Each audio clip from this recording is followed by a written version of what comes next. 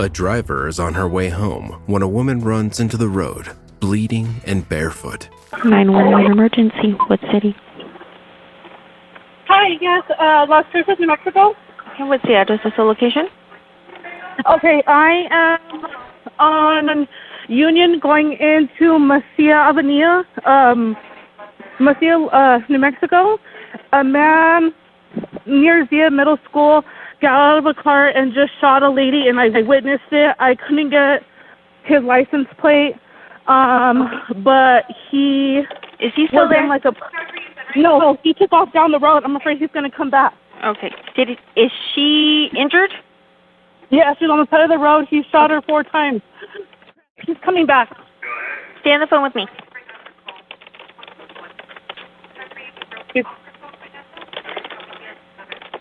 What kind of vehicle is he in? He is in like the police vehicles for Las Cruces, suburban type. He's headed into Macia right now. Suburban type vehicle? Okay. Yes, He what shot color? her at least gray. Okay. He shot her at least 4 times, ma'am. Okay. Are you with her? Yes, I'm trying to get her over right now, ma'am. He shot her. Is she breathing?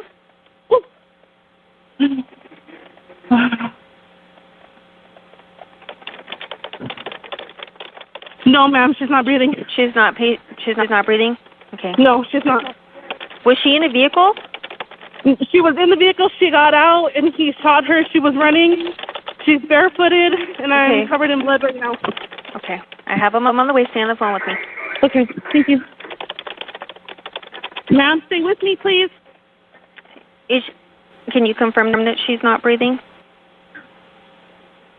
She just took a breath right now. Took a breath? Okay. Where was she shot at? What part of her body?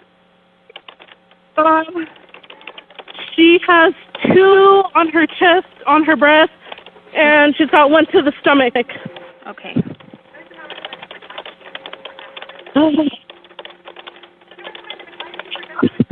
She's trying to take a breath. Okay. There's vehicles coming down. I don't know if it's him or not. Okay. Try to stay on the phone with me.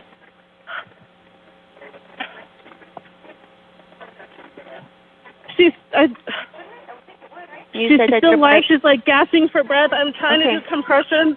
Yeah. Do you have anything that you can put on her? Like, do you have like a jacket or sweater or something that you can put on her to stop the bleeding? Hold on, see what I have in my vehicle. You said you're by Zia Middle School, right? Yes, I am like maybe a mile down. Okay. Shoot. And I have nothing in my vehicle right now. Okay.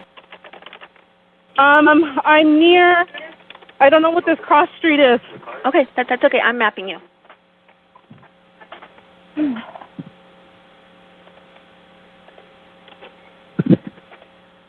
Is your vehicle pulled over on the side? Yes, and I have my hazards on. What kind of vehicle do you have? A red Hyundai Elantra 2020. Okay. Ma'am? I have everybody on the way. Were you able to find a jacket or something?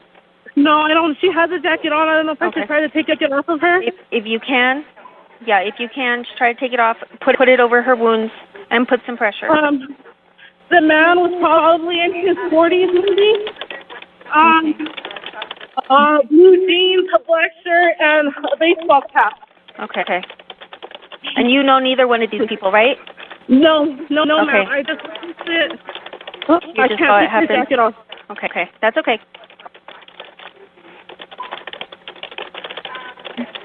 Shoot, I can't. That's okay. Okay, we have them on the way. Oh. Do you know what kind of gun it was? No, ma'am. Okay. I can't tell what it was. You know what? I think she's gone. You think she's stopped? She's not gasping for air anymore. Okay. Is she laying flat on her back? Yes, she is. Okay. Her pupils aren't dilating anymore. Okay. What's going on?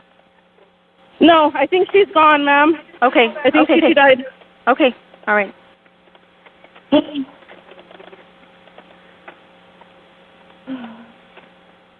And he was in a gray suburban type vehicle, you said, right? Yes, headed toward the little town of Mesilla. Okay. I don't know what highway this is. I know it's the one leading onto Union. University? Yes, Union University. Okay.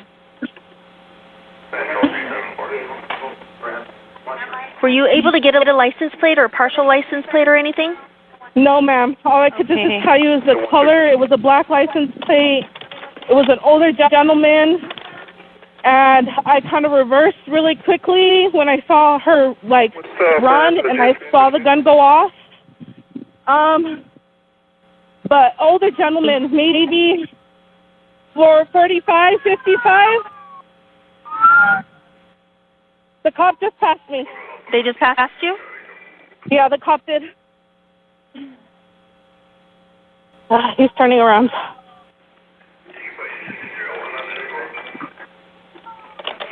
That's right. Are they coming towards you? Yes, he's pulling up right now. Okay. All right, I'm going to let you go, okay? They're going to help. The ambulance is not too far behind them. Okay. Okay, thank you. Thank you. Okay, bye-bye. He's not breathing anymore. Oscar Sandoval and Shireen L. Jaburi were partners and parents. They had 2 children together, a daughter named Sarah and a son named Ethan. By April 2024, whatever was happening in their relationship was about to spill out onto a public road in Mesilla, New Mexico, in front of a stranger who had no connection to either of them and no warning that she was about to become the only witness close enough to call for help. That evening, the couple were traveling from Las Cruces toward Mesilla. At some point, their SUV stopped. That's when Oscar fired at Shireen's chest while she was still in the car. She then got out and ran, but moments later, the 57-year-old followed on foot and fired 4 additional shots. Shireen collapsed on the dirt shoulder beside the road. After she fell, Oscar turned toward the witness who was still sitting in her car. For a moment, she believed he might come after her next. Instead, the shooter turned back, got back into his SUV, and drove away. The woman pulled her car to the shoulder, got out, and went to the victim while she was on the line with 911. Although first responders arrived within minutes, Shireen died at the scene. Within days, the investigation expanded because Oscar Sandoval had left New Mexico. As the search expanded, federal authorities adopted the case and coordinated with state, federal, and international partners. Investigators soon developed leads pointing south of the border. On April 9th, Mexican authorities located the fugitive and took him into custody. The following day, Oscar was deported and transferred to the United States Marshals, where he was charged with first-degree murder and held without bond. At a preliminary hearing, the prosecution believed he had planned the attack, referencing an interview with the couple's son, who told investigators his father had signed over property deeds to him just days before with no explanation. That detail became part of the state's argument that the shooting was not spontaneous. The trial eventually started in January 2025. Prosecutors called the eyewitness who had been on the road that night, along with law enforcement and investigators involved in the search and arrest. Much of the testimony focused on what happened immediately after the shooting and how Oscar Sandoval was identified, tracked, and returned to New Mexico. Jurors also heard from the couple's daughter, Sarah, who described realizing something was wrong when she could not reach her parents and checked her mother's location. Additional testimony referenced statements the shooter made after the killing that were described as disturbing, along the lines of hoping he could throw his wife's ashes in the garbage.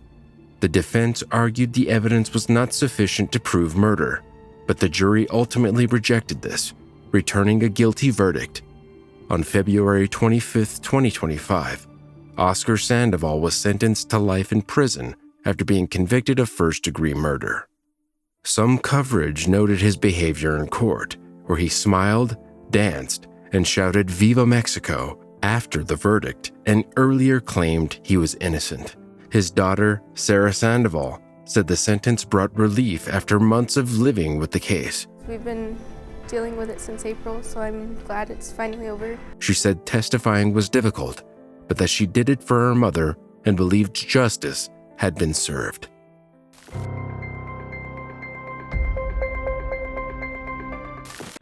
(911), where's your emergency? Hi, can you connect me with the sheriff office or the police department in Seville, Florida? In where, I'm sorry? Seville or Pearson? Okay, what's going on? I have a participant that is endangered right now. She already called 911, but she doesn't speak English. So I need to contact whoever is going there. What's the address? Let me see if it's in Volusia or Putnam. What's the address? It's in... Okay, it's in Seville?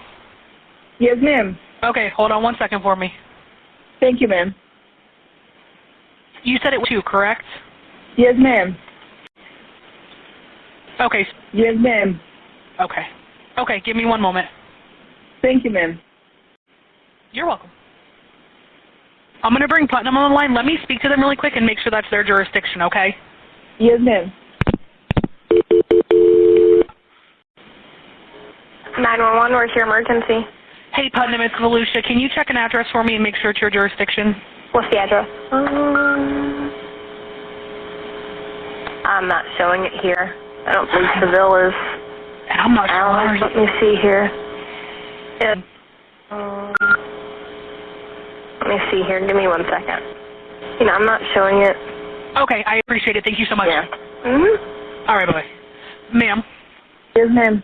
Do you know a close street on the corner there? Yes, what they're off of? Yes, it's a convenience store, and in front of the house is a daycare and the library. Okay.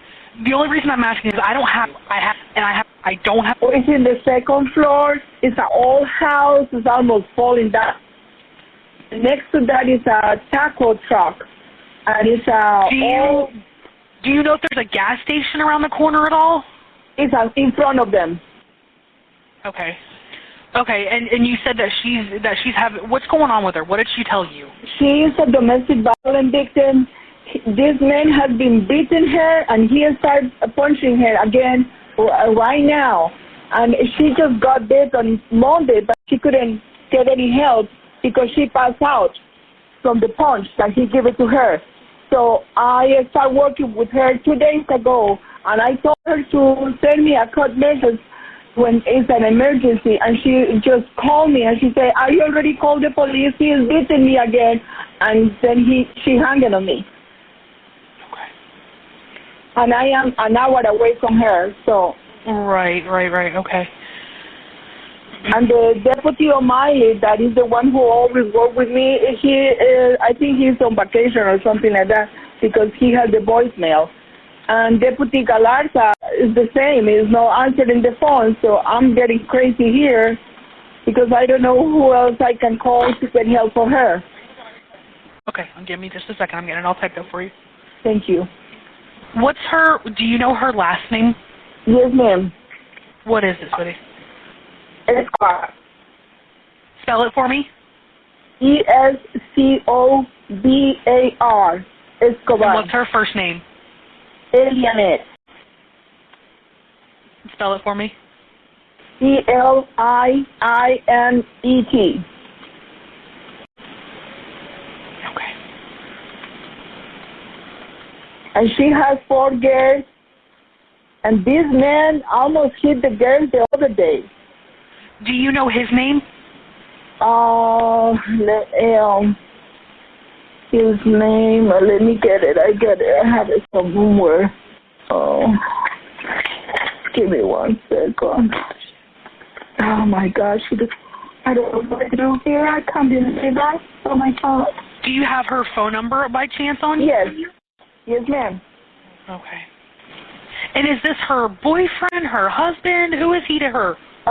He is the father of the girls, and they have been living for more than 9 years. The older girl has 7 years old. He is the father of her daughter. Okay, and what was his name again? I'm sorry.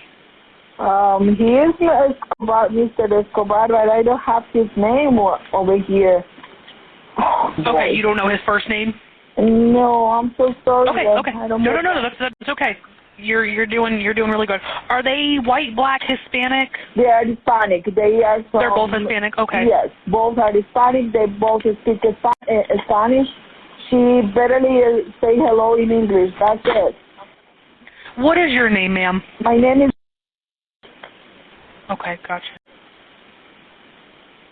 I am the rural advocate. So Okay, so you're from the victim center. Yes, ma'am. Okay. And where are you located? You're in New Smyrna? I am in my house in New Smyrna. Okay. I just came home. Gotcha. Okay, gotcha. And spell your first name for me, if you don't mind. Is he known to carry any weapons that you're aware of? Did she mention any weapons? She doesn't mention any weapon. Okay. But yesterday I saw the bruises on her arms and her breast. That's really bad. Emmanuel Algeciras is his name. What is it? I'm sorry? Emmanuel Algeciras is his name. Can you spell his last name for me? Alqueras.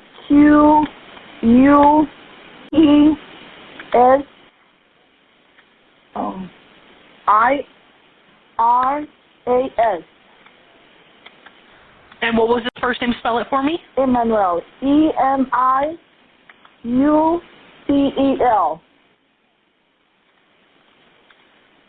C as in Charlie? Yes, ma'am. EL. Got it. Okay, got it. Okay. I already got him going out there. I'm just trying to get some more information. Just bear with me. Okay. Do you know if the fire station is by their house? Like, is it next door or anything? Do you know? It's closed, but it's not next door. The gas station is in front. The daycare is before. Okay. Do you know where the elementary school is in reference to the house? In reference to elementary school. Which one? The Pearson Elementary School?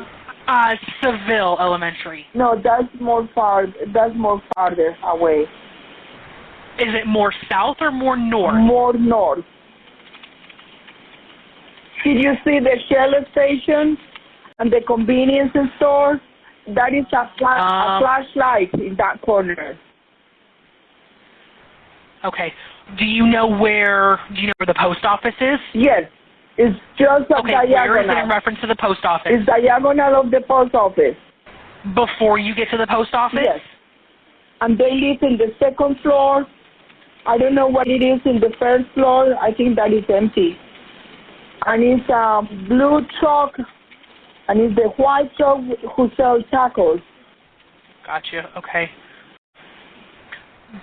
Are you familiar with street names up in that area? No. Okay. That's okay. I just wanted to ask. No worries. Do you know how old he is off the top of your head if you had to guess? Between 30 and 36, something like that. I just Google it, and I can see it in Google. Okay, perfect. Yeah, I think we're good on the address. I think we got it for the most part. I think you're pretty spot on. So, do you want me to have my deputies call you? Yes, please. Because she doesn't speak English, and I need that man out of the house. Okay. Does she speak broken English, or is she just strictly Spanish? Just Spanish. Okay. And I apologize. Spell your name for me one more, and your numbers. All right, let me. I can see the house here in Google. I just put the address and it's showing me. Yeah. Okay. Perfect. All right. I have a deputy that's actually not too far down the road. I will go ahead and let you go. I let my deputy know that you're wanting a phone call from them. It's going to come up blocked or private when they call. So if you see that come up on your phone, make sure you answer it for me. Okay. Ma'am, I will. All right. Thank you. Thank you so much. By the time deputies arrived in Seville that Friday evening, the situation the caller was describing was already unfolding outside a small upstairs apartment along US 17. The call had come from a domestic violence advocate, not from the woman at the center of it. She spoke only Spanish, had already been beaten earlier in the week, and had just managed to make a brief emergency call before the line went dead. The advocate stayed on with dispatch, trying to guide deputies to a rural address using landmarks instead of street names. Deputy Brandon Watson arrived alone. Seville was a small, unincorporated community with long distances between calls, and his closest backup was more than 20 minutes away. Body camera footage showed Watson approach a group gathered on an outdoor stairway. Emmanuel Alcaceres, 29, was there with a friend. They insisted nothing was wrong and repeatedly blocked the deputy from speaking to the woman. When Watson finally handed his phone to her so the advocate could translate, Alcaceres tried to interfere, pulling at the evidence and raising his voice.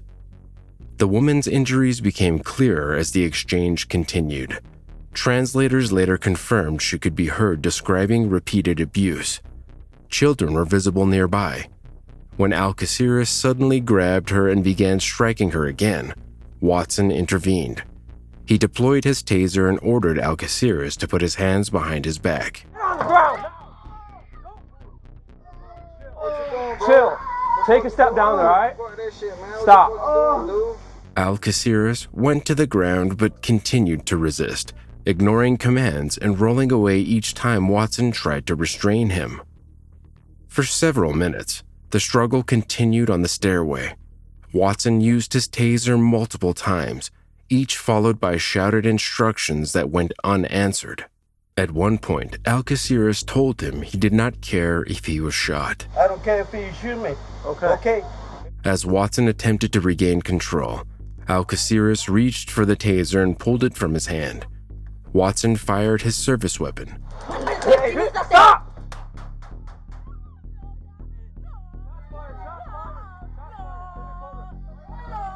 Alcaceres was struck and pronounced dead at the scene. Afterward, the body camera showed Watson trying to calm people nearby. His voice shook as he repeated that he had not wanted it to end that way. Investigators later said the shooting occurred during a lawful response to an active domestic violence call and ruled the use of force justified. Watson was placed on administrative leave as required and later cleared.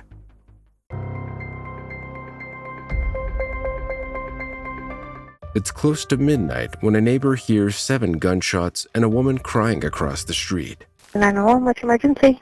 Yes, a neighbor across the street, I heard gunshots and the lady's crying. What's the address? I live at it's the White House. What's your street name? Bodling. Okay, how many gunshots did you hear? I heard, like 7. The address that they're having a problem is right across the street from you?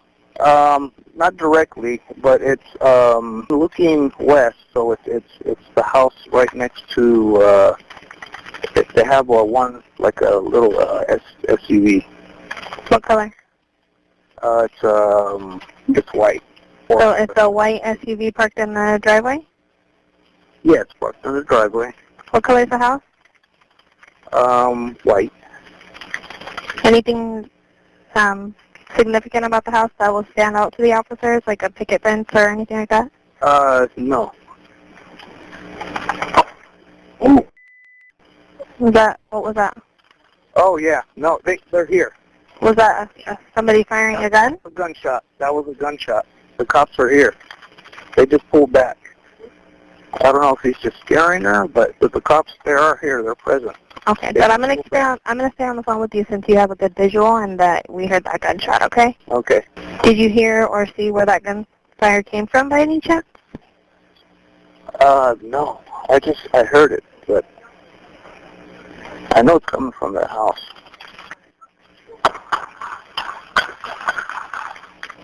Oh, they shot him. They shot him. Who shot who? Who's been shot? Because he came out with a gun. Is it the officer that's been shot or the guy? No. 4 cops. They got him. Okay. As officers arrive, they hear someone rack a gun.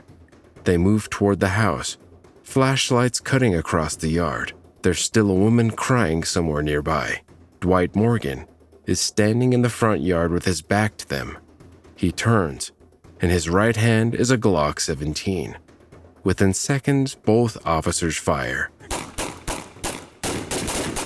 Morgan falls next to the gun he was holding. The officers immediately move in, calling for medics and beginning life-saving measures on the lawn. While they work, more information starts to surface. 3 firearms are found in the yard, and on the porch, the Glock 17, a Glock 27 near the lawn, and a .38 revolver on the steps. The man is transported to the hospital and survives.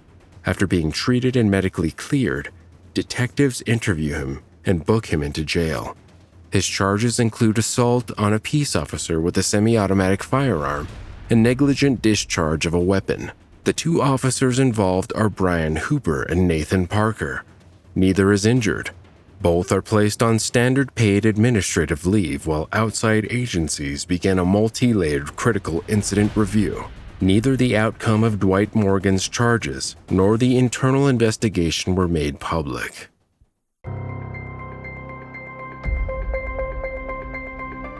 It starts just after 3 a.m. in Palm Coast.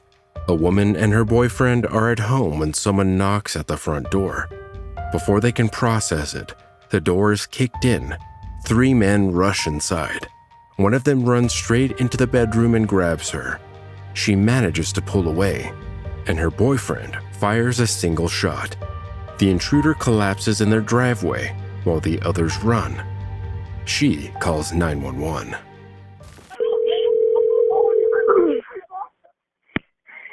Fire County 911, emergency. We just had 3 guys trying to break into our house. One of them grabbed me and my boyfriend shot him. And he's in our yard right now. Okay, what's your address? 2 left. He said, Yes, ma'am. Yes, ma'am. okay, and what did the guy look like that tried to break into the house? There's 3 black guys.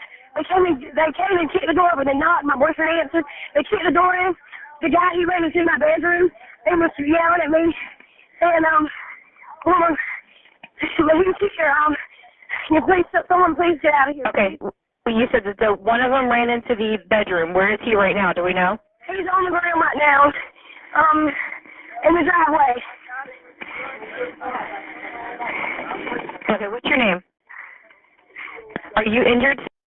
No, ma'am. No, ma'am. I'm Okay. very, very scared. Because I came in my bedroom and they told me I'm just really, really scared. Okay, that's okay. Calm down for me. They're not at the house now, though, right? I just came out, come back. Because they were on Brunette Lane. They left that way. I'm so sorry. They went which way? They went, see, I'm right here on the lane, and I can look straight across, and I see Brunette Lane on Brunette, and they ran and got in the car that way and just left. Do we know what kind of car they were in? I don't know. What kind of car are they in? A white van, and we've already had someone try to break into our house from the back. I don't know if it's the same one, though. Okay, do you remember what they looked like? No, ma'am, I didn't see him that time. My other roommate see him, but we got one right now. You have one of them on the ground right now? Yes, ma'am. Okay, what is he wearing? Can you tell me? He's wearing blue shorts. He's got a blue bandana tied to the side of him. He's got his hands hanging off of him. Black shirt. About how old does he look? He looks like he could be in his early 20s. Maybe 25. 16 to 25. Okay. Okay, I see him. They're here. Do you see the deputy? They're here. Okay. All right. Go talk to him, okay? All right. Thank you. Bye-bye. Deputies arrived within minutes. The wounded man was on the ground, exactly where she said he would be. He survived, and investigators quickly learned he had not acted alone. According to the couple, all 3 men were armed when they forced their way inside. Rooms had been ransacked, and the back of the property also showed signs of a previous attempted break-in. The 2 men who ran were already gone. They fled north and crossed into Georgia. A few hours later in Brunswick, they attempted another break-in. A homeowner confronted them and shot one of them as they approached the house. He survived as well, and officers in Georgia linked the group to the Palm Coast home invasion. It was a chaotic end to a crime spree that began with a quiet house in the middle of the night and a woman whispering into a phone from her bedroom.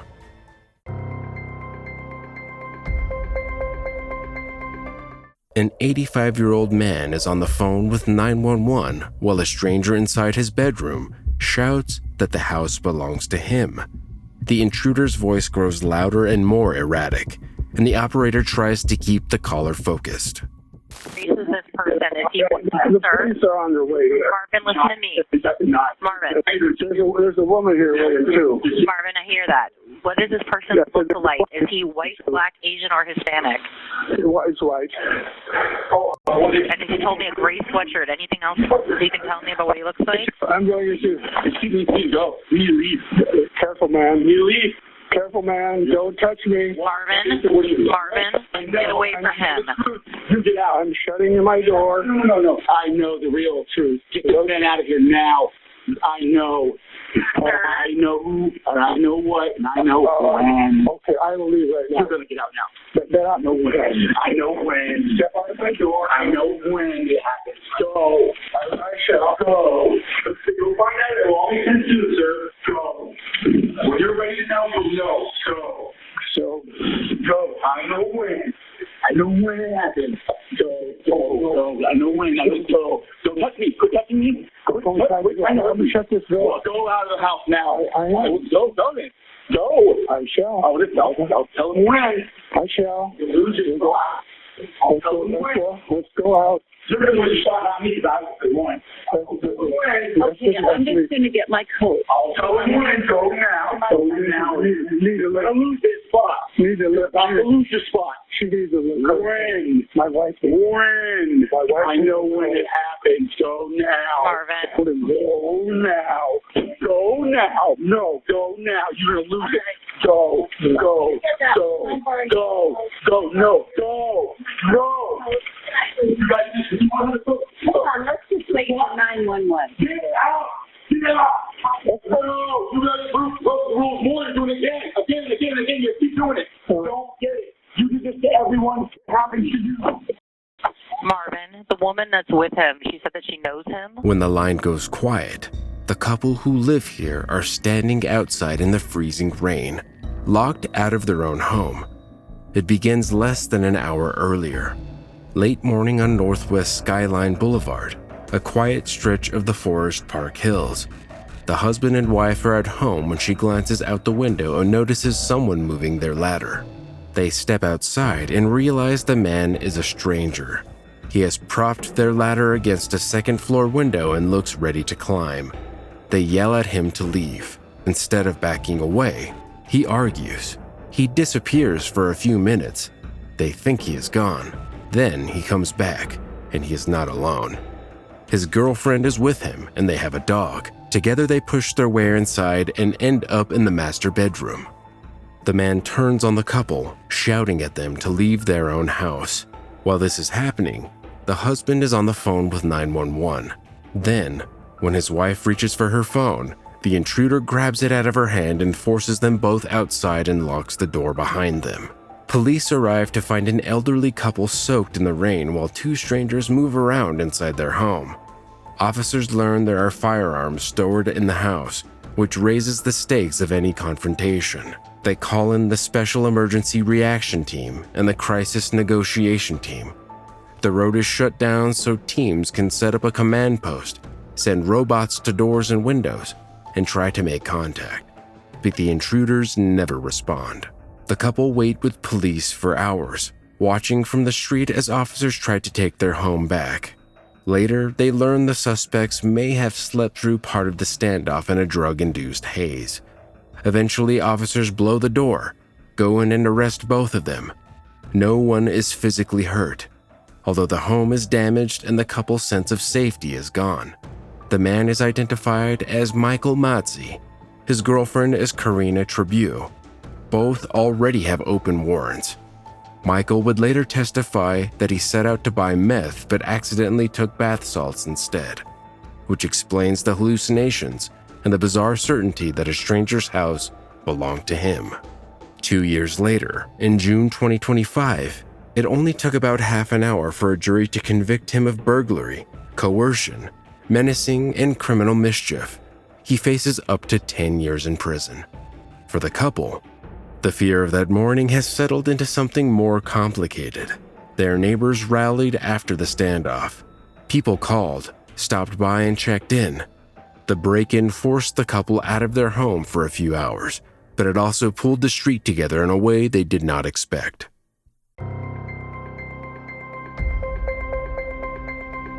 "17-year-old Tara Willenborg was supposed to be getting ready for work that morning. She lived in a small apartment in Clarksville, Indiana with her fiancé, and nothing about her life suggested the danger that was already inside their building. By the time the first call reached 911, it was already too late. 911, what's the address for your emergency? My girlfriend is asleep and I think she's dead. I need someone here now. Okay, is she breathing? No, she ain't. There's vomit. She's been beat. There's something tied around her neck. I just cut it off. She's dead. I've been doing CPR for the past 20 minutes. She ain't coming back. What's your address? Yes, it's called Square, the apartment complex. Someone said they already called the ambulance, but I'm just making sure. Who called the ambulance? My neighbors.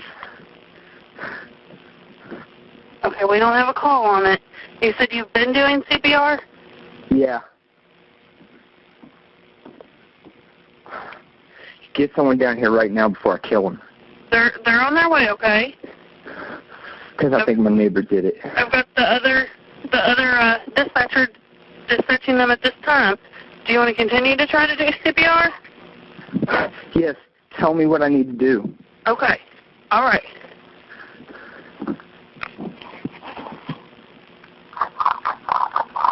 Okay. Are you there? Yes. Okay. You're going to take your hands and you're going to place them. Oh, yes. I'm called 5 times, right? She's on the floor, right? Yes. Okay.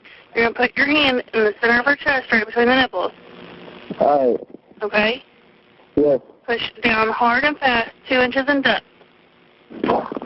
Okay? And you're going to try to pump twice every second. It's going to be about 100 compressions a minute. So it's going to be very quickly paced, okay? Say that again. It's going to be very quickly paced. You're going to want to do about 100 compressions per minute, okay? So do it 100 times? I'm sorry? Do it 100 times? Like, put down on the chest 100 times? Is that what you're saying? Keep doing that. I'll do 30 of them, okay? 1, 2, 3, 4, 5, 6, 7, 8, 9, 10, 11, 12, 13, 14, 20. Okay, when you do 30, you're going to need to tilt her head back and give her 2 breaths. Okay, then do 30 more It sounds compressions. like air's coming out, but I think it's... Keep doing it? Keep doing it. 30 more compressions. Give her 2 more breaths.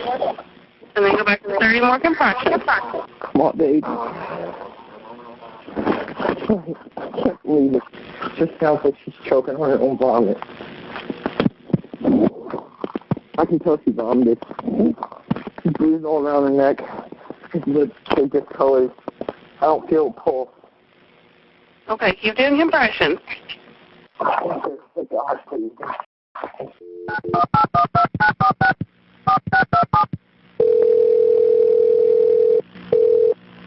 Who is this? This is 911. I got disconnected from you. Sorry. That's okay. Are you still doing the compressions? Yes. Okay. Come here. My girlfriend's been dead. Sir, are you still doing the CPR? Yes, I'm doing CPR. Okay. Who's there with you? My neighbor. Okay. Come on, baby. Don't die.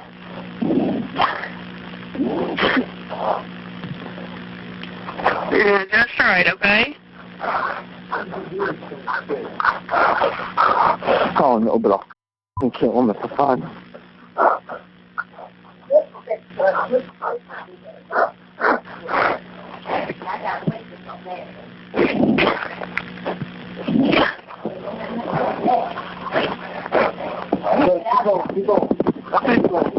Landing still there? Giving her the 2 breaths? Yes. Okay.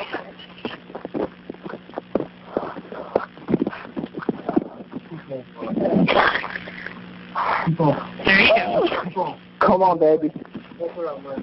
Chris, take the phone and talk to this lady. Help her, man. Hello? Hello. Do you know about how old she is? She's 17, I think. She's 17? Yeah, she's 17, ain't she? Yes. Keep on going. Okay, yeah, tell him to keep going. Don't stop. I have everybody en route. Yeah, he knows what he's doing. He's doing it. Okay, he's doing it just right. Yeah, he's trying to bring her back. Okay, as long as he keeps doing what he was doing a second ago, he's doing just right. Yeah. And he found her like this? Yeah. Okay. What do you say? What do you say? Bring her back, bro. I'm sorry, what was that? He's trying to bring her back. I wonder who the f*** is this shit, man. What's her name? What's her name, bro? What's her name? Huh? What's her name? Who? All right. Give him the phone. I am. Hello? Are you still there? Yeah. Okay, is he still doing the CPR? Yeah, he's still doing it. Okay. Do you all have the door unlocked so that the crews can come inside? Yeah, they're on their way up right now. Okay, I was going to say they should be there. All right. Yeah, she's here. They here.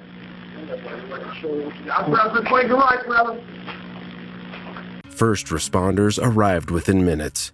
They found Tara unresponsive on the bedroom floor while her fiancé continued CPR. She had been nude with visible injuries, and there were signs the scene had been disturbed. One detail stood out immediately. Her subway work apron had been tied around her neck, likely an attempt to stage the scene. The injuries investigators noted within the first hour made it clear that they were dealing with a homicide. The item tied around her neck, the discoloration, the disruption of the room, the absence of any medical explanation. Only after police began their sweep of the complex did the rest of the morning start to take shape. A man who lived in the building, Richard Carly Hooten's name surfaced almost immediately. He had been seen in and out of a nearby bar and was known to some of the residents the night before. Tara had been at home while her fiancé was out, and at some point late that night, the teen let him inside. He then sexually assaulted her before trying to make it look like her injuries were self-inflicted. By sunrise, Richard was gone. The 49-year-old had a long record that stretched across 2 states. He had prior convictions, previous supervision violations, and a history of offenses that should have signaled how quickly a situation could escalate around him. Officers found him later that same day. From the start, investigators said his account matched what they were seeing in the apartment. Hooten admitted entering the unit, admitting to assaulting Tara, and admitted to actions that caused her death. He also described attempts to mislead investigators after she was no longer breathing. Tied up one of her aprons or whatever around her neck, and then I left. None of it changed the outcome. Nothing could.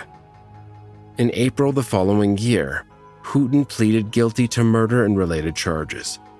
The plea allowed him to avoid a potential death sentence, but the sentence he did receive was final: life in prison without parole, plus 70 years. Courtney Irby has followed every rule. She has reported his behavior over and over, including this morning when she asked police for help. None of it stops what happens next, and none of it prepares her for the moment she becomes the one facing charges. Barker 911. Hey, Barker, I have a call on the line. She advised she's on Main Street about to turn into the courthouse area. Both two showing Broadway Avenue and Main Street West. She advised her ex just hit her car and he's trying to run her off the road. Okay, call her. Yeah. Okay, if you're ever by the courthouse, can you pull up here to the police department? I don't know if I know where it is exactly. I'm by the Circle K. You're by the Circle K. Okay, what parking lot are you turning into the courthouse? There's different parking lots. Okay, I'm turning to Mary. Yeah. Listen to me real quick. If you're safe, just listen to me real quick. Do you know where Zaxby's is right across the street from the courthouse in that area? Yeah. We're right. Yeah. If you're coming from where you're coming from, we're going to be right before Zaxby's. Is he still following you? Yeah, he is. And is your what? He's my ex. We're going through a divorce right now. Okay.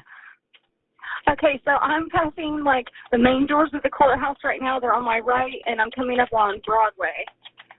Okay, and he's trying to pass me right now. And you said he hit your car? Yes. Was his car? Now he's in front of me. Oh, God. I've got your air, Jane. Any units in the area of the courthouse, please advise. We've got a 22 of a road rage incident between a husband and a wife. I'm really What kind of car are you in? trying to get there. What car are you in? White Honda Odyssey. White Honda Odyssey? I'm in a white Honda Odyssey. He's in a navy blue Genesis. He's in a blue Genesis? I see a police officer. Okay, I see the Chamber of Commerce. Okay, you look behind you then. We're the parking lot next to the Chamber of Commerce. Do you see the police department? Okay, yeah, I see it. Okay, pull into the parking lot. She's pulling into the parking lot of the PD.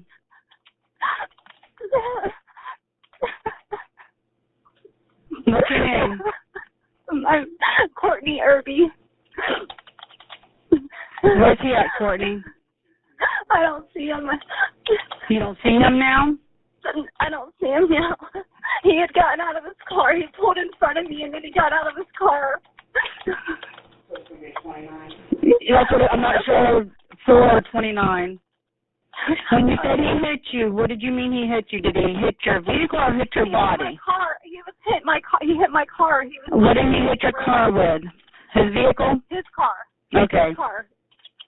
Okay, I'm in the parking lot right now. Stay in the parking lot until my officer pulls up, or you can come into the PD if you do not see him. I don't want to get out of my car. Okay.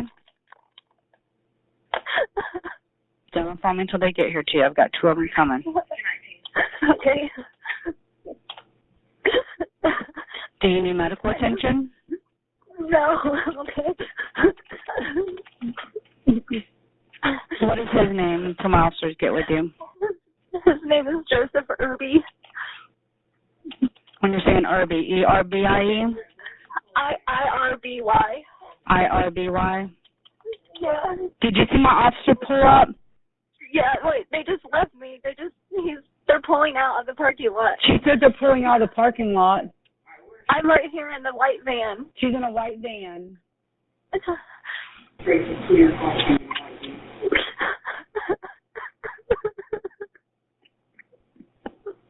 I've already been to the police department this morning in Lakeland because he threatened me today.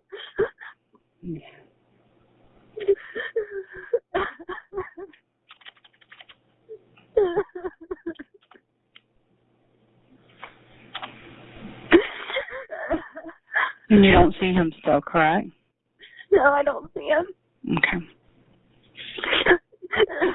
Do you know what direction he was driving in? If he was like going towards Lakeland or heading here to the city? So the last I saw him, I was driving down the road, like where the main doors are to the courthouse, and he was behind me, and then he sped up and got in front of me, and then slammed on his brakes and parked. And there were lots of people out there, and then he got out of his car, and then when he did that, I whipped it around and turned down that side street by the parking garage. And that's the last time you saw him is by the parking garage? Yeah. I'm really, really scared right now. I'm scared, like, oh, my children, like, I'm scared. She's telling me she's in our parking lot, Jane. I'm in the freaking parking lot. They are, like, circling around me. She says they're circling around her. I just want my Okay, she sees you then, because she just says she sees you. Okay, you pulled up, I think, where the employees are is what it is, so that's why she wasn't finding you. I apologize for that. Yes. Okay, I'm going to go ahead and let you go, okay? Okay, all right, bye. Officers arrived within minutes and found her estranged husband, 35-year-old Joseph Irby, nearby. He was arrested on a felony aggravated battery charge for using his car to hit hers. Only after he was in custody did the rest of the day begin to make sense. That morning, the 32-year-old had been driving her white van through Bartow, Florida. Moments earlier, she had left the church where their daughter was attending summer camp. Joseph had been waiting outside when she arrived, and a confrontation followed. When Courtney drove away, he followed in a dark blue Genesis. They were in the middle of a bitter divorce. Months before that, in January, she had filed for a protective injunction. A judge dismissed it in March for lack of evidence. By the time Courtney made the 911 call in June, Joseph's behavior had continued to escalate. Just hours before he followed her, she had been at the Lakeland Police Department to report nearly 30 calls and messages from her ex. The next morning, the 35-year-old appeared in, virtually, his arraignment.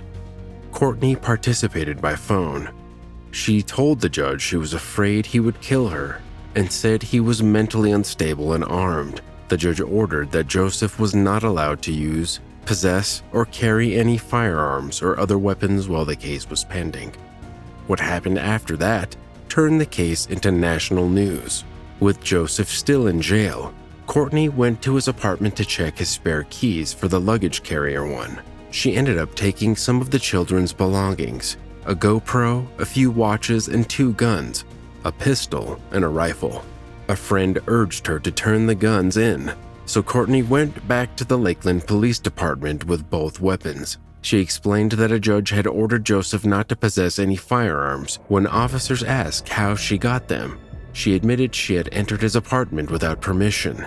They told her that what she had just described was considered armed burglary. She was arrested on the spot and spent nearly a week in jail before she could post bond. Meanwhile, Joseph had been released from jail the day after the chase. That contrast is what pushed this case into national headlines. For months, Courtney had asked for protection. She had tried to report threats. She had even been in a police station earlier that same morning asking for help. None of that resulted in decisive action. But the moment she tried to enforce the judge's weapons order herself, police moved immediately and she became the one facing serious charges. Advocates for domestic violence victims, lawmakers, and gun violence groups argued that the system had failed her at every step.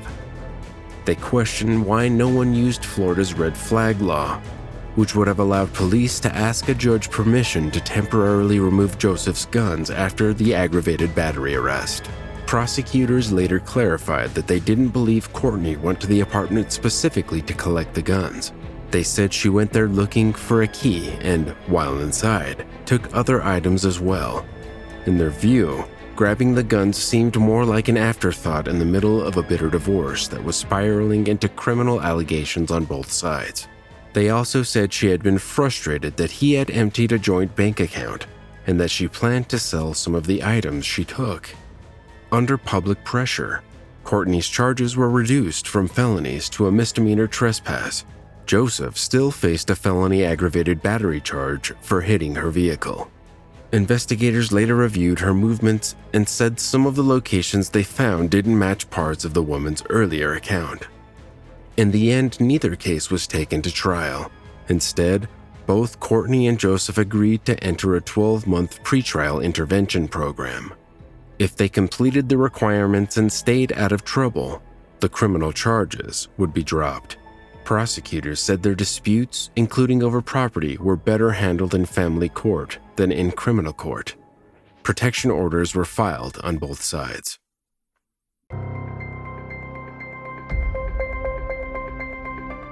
Linda and David Maggs lived in South Wales and had known each other for most of their adult lives.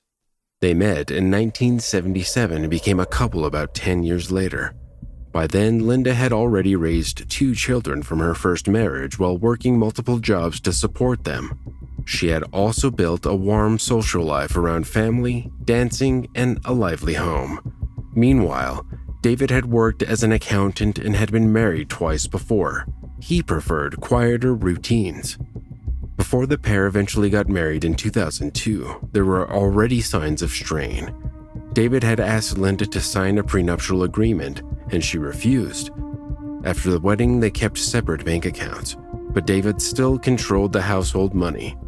He managed the bills and controlled spending, giving Linda a small weekly allowance, even though their finances were technically separate. Over time, the divide between them widened. Their marriage eventually settled into a pattern that looked more like coexistence than partnership, with each of them living separate lives inside the same home. In 2019, David's health declined further. He suffered a heart attack and spent months in hospital. Staff noted anxiety and stress and recorded he had at times reported hearing Linda's voice when she was not present. After he was discharged, he was prescribed antidepressants and anti-anxiety medication, and his sister became more involved because he struggled with day-to-day tasks. When lockdown hit the next year, the distance between them solidified. Linda spent most of her time upstairs while David stayed downstairs, withdrawn and in worsening health. The marriage was effectively over, but neither could leave, so they divided the house between them. He kept his bedroom locked. She had bought locks for her doors but never fitted them. They still shared the bathroom and kitchen, and she told people she felt watched and that he waited outside the bathroom while she showered. In September 2020, Linda began divorce proceedings. She was advised not to leave the property, and David refused to move out. So the silence between them hardened as the legal process moved forward. The tension between them became more visible to outsiders. One night late, during a heated argument about money, David phoned his sister and asked her to come to the house. When she arrived, Linda was shaken and stressed. 3 days later, Linda apologized to her, but the arguments continued behind closed doors. Around this time, an estate agent visited to value the property for the divorce. He found David chain-smoking, visibly shaking and openly agitated. David told him he would rather hurt his wife than lose anything. A housing support worker later heard similar comments when she met with him in November to discuss the possibility of rented or sheltered accommodation if the house were sold. David insisted Linda would not get anything and said he thought about stabbing her. The worker was alarmed enough to alert her manager, the police, and his GP. His medication was increased and officers conducted a welfare check at the house. Linda declined a domestic violence risk assessment and the offer of a safe house. She believed he was only trying to push her out of the home which was in his name. Meanwhile, David complained repeatedly that Linda was hiding money from him and that she stood to gain unfairly in the divorce. On February 5, 2021, Linda called her daughter saying she was worried about how David would react when he realized their finances were being examined in detail. As part of the divorce proceedings, financial investigators were reviewing their assets. That evening, he spoke calmly to his sister. He said he had enjoyed a film and had been playing Patience on his computer. The next morning, this call came through. Gwen, please.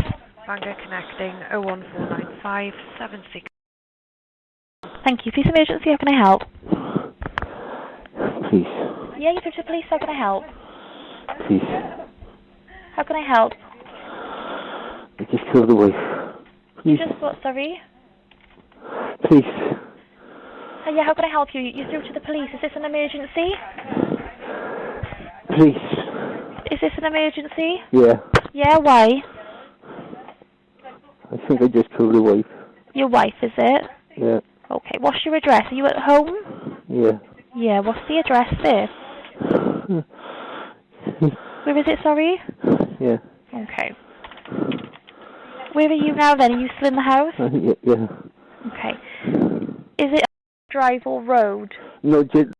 Okay, I'll find it now, don't you worry, okay? Call an ambulance just in case. And an ambulance as well, okay? So what's happened then between you and your wife today for this to have happened? Have you had an argument and...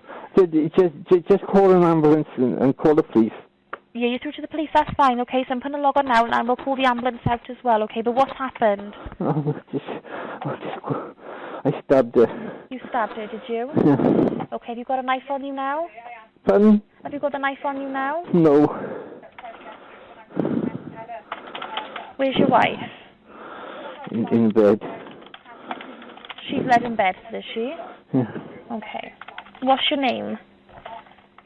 Mags, M-A-W-G-S. Is it David I'm speaking to? David, yeah. Hiya, David. Okay. I'm going to be sending help out to you now, okay? Is there a lot of blood, or...? Yeah. Yeah? Is she speaking to you, or do you think she's passed away? Passed away, I think. Okay.